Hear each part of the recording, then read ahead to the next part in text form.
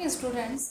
BSTC first year के paper environment study teaching के अंतर्गत आज हम देखने वाले हैं कि अभिलेख रखने के तरीकों में पोर्टफोलियो, जिसके बारे में हम कल भी चर्चा कर चुके थे कि पोर्टफोलियो क्या है, उसके प्रकार क्या है, उसके बारे में हम चर्चा कर चुके थे। आज हम उससे आगे की बात को देखेंगे कि पोर्टफोलियो के क्या स्टेप्स हैं या क्या उसके सोपान या चरण हैं। सबसे पहली चीज हम वहीं से अपनी बात को शुरू करेंगे। तो पोर्टफोलियो के चरण, पोर्टफोलियो निर्माण के चरण। इसके निर्माण के चरणों को समझना अनिवार्य है, क्योंकि पोर्टफोलियो जो है वो बालक के संपूर्ण सत्र की, या मतलब एक तरह से कहा जाए कि पोर्टफोलियो के बारे में ये है कि हम शिक्षा के क्षेत्र में बालक के पोर्टफोलियो को निर्मित करते हैं कि सत्र पर्यंत उसकी क्या प्रगति रही है या उसका क्या विकास रहा है, उसने क्या हासिल किया है। ऐसे ही अगर बच्चों से हटकर हम अगर अन्य किसी क्षेत्र में, तो हर क्षेत्र में पोर्टफोलियो बनाया जाता है। बच्चों को ही नहीं, बड़ों का भी पोर्टफोलियो बनता है। केवल एक बालक का ही नहीं, किसी संस्था का, किसी कंपनी का भी पोर्टफोलियो बनता है। तो कहने का मतलब ये कि पोर्टफोलियो ये वह व्यवस्था है जिसके अंदर किसी बालक की संपूर्ण जानकारी, सत्र पर्यंत की, अब तक के विकास की संपूर्ण जानकारी अंकित होती है। तो इसका जो निर्माण है वो किस तरह से, किन स्टेप्स में होना चाहिए, या इसका किस तरह से इसका निर्माण किया जाए, इसके चरण क्या होते हैं। तो सबसे पहला चरण है उद्देश्य, क्योंकि बिना उद्देश्य के कभी भी कोई कार्य संभव नहीं है। उद्देश्य का होना सबसे अनिवार्य है कि पोर्टफोलियो का निर्माण किस उद्देश्य से किया जा रहा है। जैसे कि बड़े व्यक्ति के पोर्टफोलियो की बात आती है तो नौकरी के उद्देश्य से कर रहा है, तो वो अपने पोर्टफोलियो में वो सारे जो है जो पत्र हैं वो लगाएगा, जो लिखित उसके जो कहना चाहिए अचीवमेंट के, उसके विकास के मूल्यांकन अर्जित करे हुए जो योग्यताएं हैं उनके वो समस्त पत्र उसके अंतर्गत लगाएगा, जो उसकी उस नौकरी के कौशल के लिए अनिवार्य, उस नौकरी की योग्यता के अनुकूल है। तो अर्थात कि उद्देश्य निर्धारित होना चाहिए कि किस उद्देश्य से हम उस पोर्टफोलियो का निर्माण कर रहे हैं। जैसे छोटे बच्चे बालकों की बात आती है तो बालक के विकास के स्तर को जानने के लिए, क्योंकि बालक शिक्षा में निरंतर रूप से शिक्षा अर्जित करते हुए विकास करता है, तो उसके विकास के इस स्तर को जानने के लिए हम पोर्टफोलियो का निर्माण करते हैं। तो हमारा उद्देश्य स्पष्ट निर्धारित होना चाहिए। दूसरा चरण इसके अंदर आता है प्रारूप तय करना।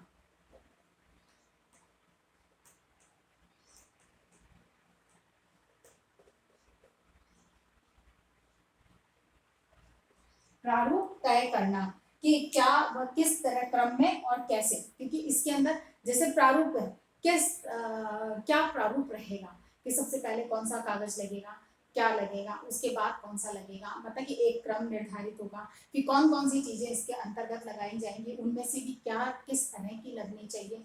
एक निश्चित प्रारूप, जो जैसे हम कहते हैं कि ब्लूप्रिंट जैसे बनाते हैं, इसी तरह से एक प्रारूप निर्धारित होगा। उसी के बाद पोर्टफोलियो का निर्माण किया जाएगा या उसकी फाइल जो है उसका निर्माण किया जाएगा। नेक्स्ट आता है चुनाव प्रक्रिया।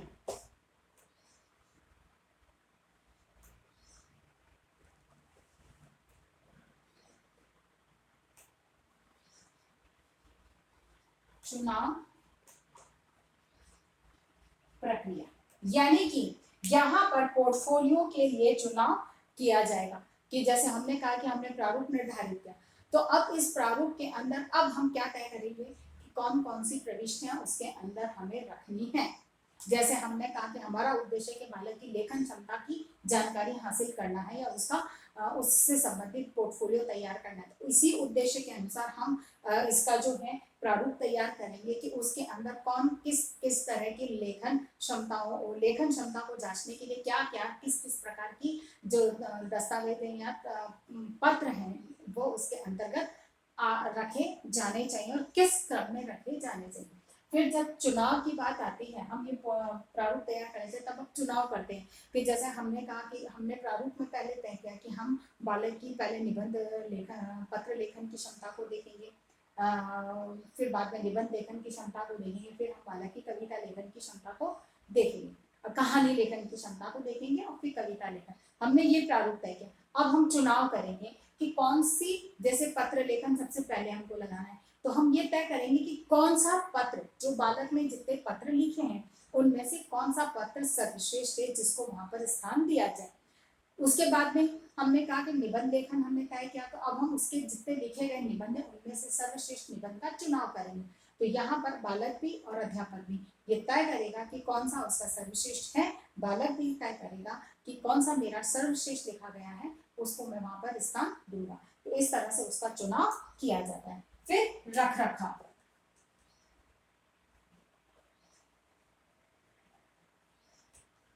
रख रखाव यानी कि पोर्टफोलियो का रख रखाव भी एक महत्वपूर्ण बिंदु है, क्योंकि उसमें ये बात पर कि इसको कैसे सुरक्षित रखा जाए, किसके अंदर इसका संकलन किया जाए, फाइल में किया जाए, एक बॉक्से में किया जाए, एक बैग में किया जाए, कहाँ किस तरह से इस पोर्टफोलियो को जो संकलित करके और उसको रखा जाए, तो उसका रख रखाव कैसे हो, क्योंकि ये पोर्टफोलियो जो है वो बालक की प्रगति का एक प्रमाण होते हैं। तो यहाँ पर अनिवार्य होता है कि उसकी प्रगति का प्रमाण होते हैं, उसके मूल्यांकन के प्रमाण होते हैं, तो इसका सुरक्षित रखना बहुत अनिवार्य है। तो फिर बाद में उनको कहाँ किस तरह से सुरक्षित रखा जाए, इसका इस पर भी ध्यान केंद्रित करते हुए उसको उसी अनुकूल उसका संकलन किया जाता है। फिर बाद में आता है प्रदर्शन।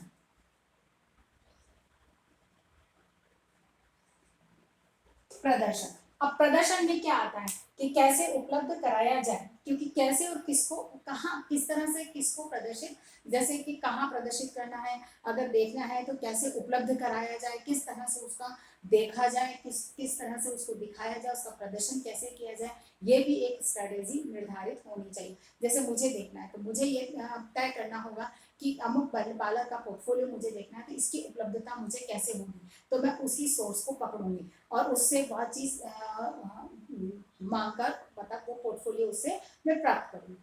फिर शिक्षक भी तय करेगा कि किसको कैसे कब किस तरह से दिखाना है, तो यानी कि प्रदर्शन का भी एक अपना तरीका होता है। क्योंकि अब अध्यापक को मैं मुझे बालक का पोर्टफोलियो देखा और अध्यापक को लगता है कि इन मेरा उद्देश्य केवल बालक के एक नैतिक मूल्यों की जानकारी के बारे में, नैतिक संस्कारों के बारे में जानना, तो वो अन्य किसी विशेष उनको ना ध्यान देकर उन्हीं सब पत्रों को मेरे सामने रखेगा जिनमें कि नैतिक मूल्यों की प्रति उसकी सजगता को प्रदर्शित करता होगा। अर्थात कि यह प्रदर्शन भी तय करता है कि क्या किस तरह से कहाँ से कैसे प्रदर्शन किया जाए। और फिर बाद में आता है मूल्यांकन। मूल्यांकन, पोर्टफोलियो मूल रूप से मूल्यांकन के दृष्टिकोण से तैयार किया जाता है बच्चों के लिए। तो यहाँ पर किस तरह से इसका मूल्यांकन होगा, पोर्टफोलियो के माध्यम से बालक के संपूर्ण मूल्यांकन की जो प्रक्रिया है उसका एक निश्चित स्वरूप या उसको मूल्यांकन प्रदान किया जाता है। अर्थात पोर्टफोलियो का जो अगला चरण है वो मूल्यांकन होता है, जिसमें बालक के संपूर्ण सत्र भर की जो प्रगति है, विकास है, उसका मूल्यांकन यहाँ पर किया जाता है। अगली बात जब यहाँ आती है वह आती है कि पोर्टफोलियो में क्या क्या चीजें रखी जाए, है ना। पोर्टफोलियो में क्या होगा, क्या रखें, ठीक है ना, किस किस का चुनाव किया जाता है, क्या क्या चीजें रखी जा सकती हैं, ये एक सामान्य सी बात है जिसको कि समझना है। तो जैसे उस बच्चे की ये आ जाता है कि जैसे लिखित कार्य, लिखित कार्य, चित्र, चित्र, मौखिक कार्य, है ना। फिर बाद में है इसके चलचित्र, चलचित्र, तस्वीर, फिर बाद में आ जाता है प्रयोग, है ना, प्रयोग की रिपोर्ट, यानी कि एक तरह से जो जितना भी कार्य होता है बालक साल भर में जो कार्य करता है उनमें से हर चीज को स्थान दिया जाता है। कि जैसे उसने चित्र बनाया है तो चित्र है, उसने विभिन्न प्रकार के चलचित्रों में अगर रुचि दिखाई है तो कौन कौन से उसमें रुचि दिखाई है उनका संकलन होता है।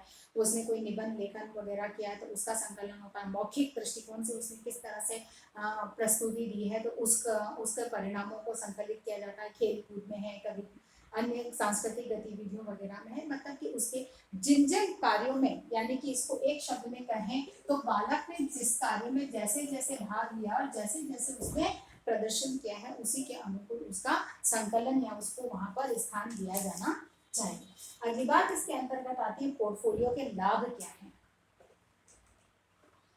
लाभ की हम बात करते हैं तो इसके 3 से 4 बहुत महत्वपूर्ण लाभ हैं। पहला है छात्र के सीखने की को दर्शाता है। छात्र के सीखने को दर्शाता है कि बालक की सीखने की प्रक्रिया क्या है, वो कैसे सीखता है और किस गति से सीखता है, यानी कि उसके सीखने की प्रक्रिया, उसके सीखने की गति, सीखने के स्तर को वो समझाता है, उसके माध्यम से हमें पता चलता है। सबसे पहले बात, क्योंकि बालक के सीखने की गति या सीखने की प्रक्रिया जब तक समझ में नहीं आएगी तब तक हम बालक को उसी जो है अन्य कार्य देने में हमें असुविधा होगी। इसीलिए अगर हमें इसका क्रम पता चलता है, प्रक्रिया पता चलती है, तो वह बालक के विकास में सहयोग करती है। अगली बात है आत्म मूल्यांकन।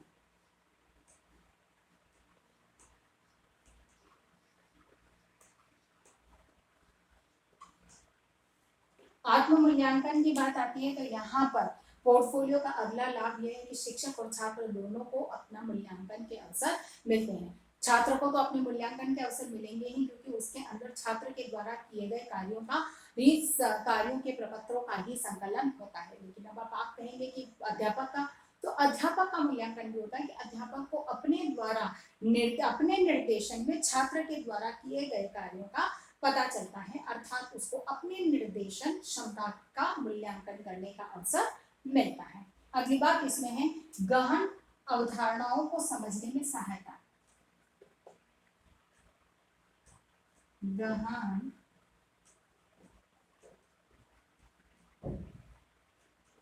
गहन अवधारणाओं को समझने में सहायता, ठीक है ना, क्योंकि जब हम पोर्टफोलियो को से अलग अलग पत्रों को संकलित करते हैं तो हमें एक गहन अवधारणा, यानी कि बालक से संबंधित हम जिस गहन विचार या एक कहना चाहिए कि महत्वपूर्ण जानकारियां जो हम बालक से संबंधित जुटाना चाहते हैं या हमें आवश्यकता है कि वह पता होनी चाहिए, तो ऐसी गहन बातें वह हमारे सामने समझ में आती है, उस बालक की निकल कर आती है। वहीं जब बालक प्रपत्र एकत्रित करवाने में सहयोग करता है, एकत्रित करता है, तब उसे ये बहुत सारी चीजों को वो स्वयं अध्ययन करता है, अपनी सर्वश्रेष्ठ का चुनाव करता है, तो उसे जो अपनी कमजोर जिनको वो समझ रहा है कि नहीं ये बहुत अच्छा नहीं है, तो वो उसके अच्छा क्यों नहीं है, उसमें क्या कमी रही है, उसमें किस तरह से सुधार किया जा सकता है, एक तरह से कहा जाए कि गहन चिंतन क्षमता का विकास हो पाता है। इसीलिए गहन जानकारी का अवसर यहाँ पर बालक को मिलता है। और चौथा और महत्वपूर्ण जो है छात्र व अध्यापक के संबंध स्थापित होते हैं। छात्र व अध्यापक में संबंध स्थापित होते हैं,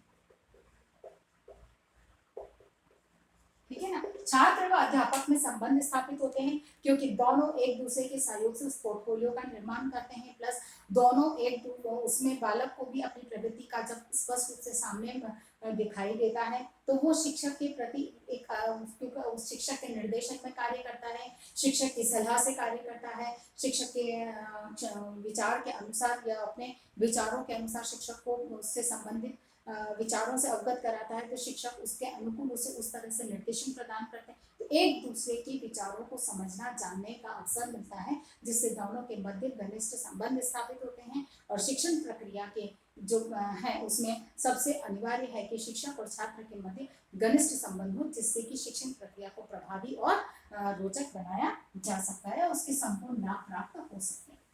लेकिन पोर्टफोलियो की कुछ सीमाएं भी हैं जिसका जानना हमें अनिवार्य है कि अगर इन सीमाओं को ध्यान में रख कर अगर हम पोर्टफोलियो का निर्माण करते हैं तो वो प्रभावी पोर्टफोलियो बनाया जा सकता है और बालक के विकास में महत्वपूर्ण साझेदारी निभाई जा सकती है। तो इसमें सबसे पहला जो इसकी सीमा है यह आवश्यक संसाधनों को जुटाना।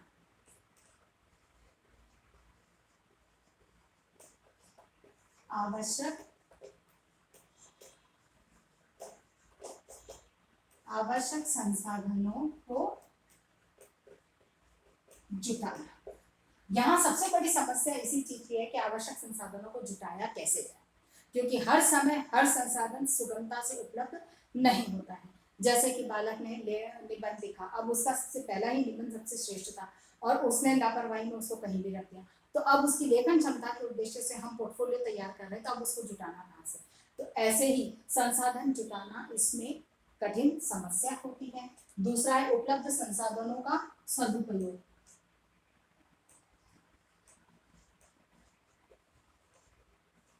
उपलब्ध संसाधनों का सदुपयोग, यानी कि जितने भी संसाधन उपलब्ध है उनका किस तरह से सही उपयोग होना चाहिए। हमने जिस उद्देश्य से हम पोर्टफोलियो का निर्माण कर रहे हैं और जिस उद्देश्य से जिस पत्र को हमने चुना है उसको उसी स्थान पर और सही ढंग से लगना चाहिए, तभी उसका सही उपयोग होगा, अन्यथा वह सही जानकारी देने में असमर्थ रहेगा। अगला है निर्धारित समय में कार्य पूर्ण करना।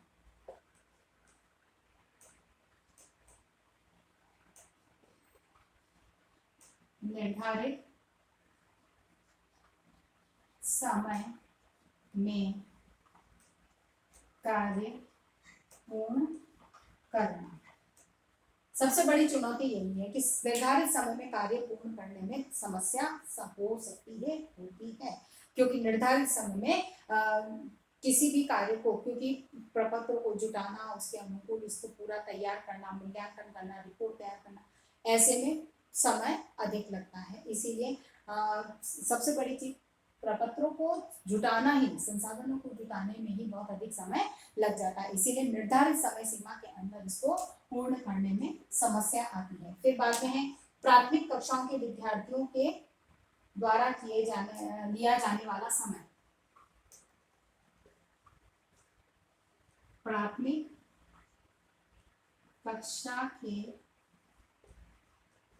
छात्रों द्वारा लिया जाने वाला समय। पोर्टफोलियो में अगली जो समस्या आती वह आती है कि प्राथमिक कक्षाओं के बालक जो हैं किसी भी कार्य को करने में उन्हें अधिक समय लगता है। पहली चीज तो उनके पास अनुभव कम होता है, दूसरी चीज उस कार्य को उन्होंने पहले कभी किया नहीं होता है या किया भी होता है तो एक तरह की बालक की जो कार्य क्षमता है वो धीमी गति की होती है, तो वो उस धीमी गति के साथ ही कार्य को कर पाता है। इसीलिए जो उनमें एक बड़ा बालक जो है जितना समय लेता है उससे अधिक समय ये प्राथमिक स्तर के बालक लेते हैं, तो प्राथमिक स्तर पर ये एक समस्या आती है। उसके बाद में अध्यापक की सतत सहायता की आवश्यकता।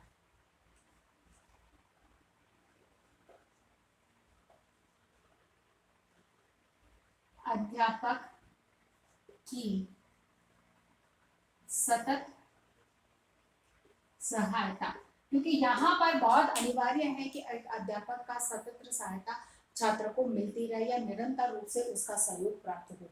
तो यहाँ पर ये समस्या हो सकती है कि जब कभी बालक पोर्टफोलियो का के लिए प्रपत्र चुन रहा है तो ऐसे में शिक्षक उपलब्ध नहीं होता है या कभी संसाधन उपलब्ध नहीं होता है, इसी तो उसके अनुकूल शिक्षक राय नहीं दे पाता है, तो ऐसे में शिक्षक की सतत उपलब्धता भी एक बड़ा प्रश्न है, क्योंकि जिस समय बालक को आवश्यकता है उस समय शिक्षक बालक के साथ में नहीं होता है। और फिर बात है बहुकक्षीय प्रणाली। बहुकक्षीय प्रणाली, ये बहुकक्षीय प्रणाली भी इसके लिए एक बाधा है, क्योंकि हर समय हर जगह से प्रपत्र को जुटाने में कंफ्यूजन हो सकता है, भ्रम हो सकता है, इसीलिए यह भी एक और बड़ी समस्या है। आशा करती हूँ कि मेरी आज की बात आपको समझ में आई होगी। इसी के आधार पर आपको प्रश्न करना है कि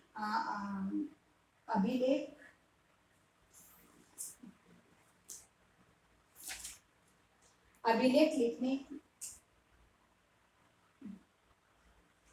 प्रश्न आता है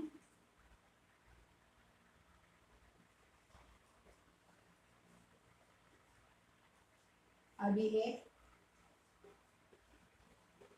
लेखन में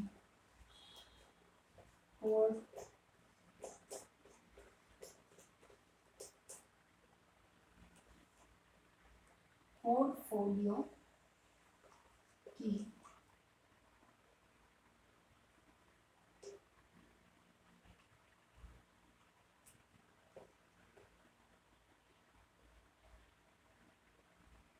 पोर्टफोलियो अभिलेख लेखन में पोर्टफोलियो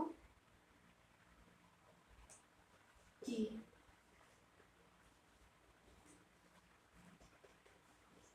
उपयोगिता को समझाएं। ठीक है, अपने इस प्रश्न के साथ ही अपनी बात को समाप्त करने से पूर्व कोविड-19 की इस महामारी के दौर में अपने आप को सुरक्षित रखें। बहुत अधिक आवश्यकता होने पर ही घर से निकलें। घर से बाहर निकल रहे हैं तो 3 बातों का ध्यान रखें। मुंह पर मास्क लगाएं, सोशल डिस्टेंसिंग का पालन करें और अपने हाथों को सैनिटाइज करते रहें। स्वस्थ रहें, सुरक्षित रहें। धन्यवाद।